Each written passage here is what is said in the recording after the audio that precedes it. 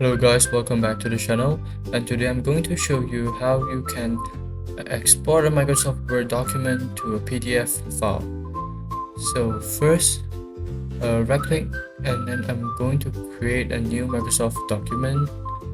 Open the document, and then I'm going to just type some word, for example.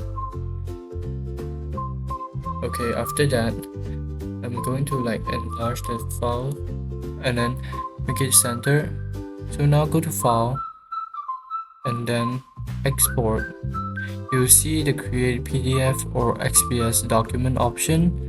Click the button to create PDF, and then now select the location where you want to save the PDF file. I'm going to save it in documents and click publish.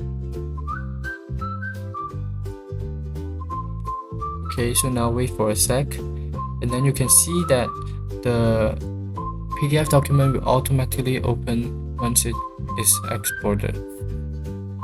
So you can see the file is selectable but not editable.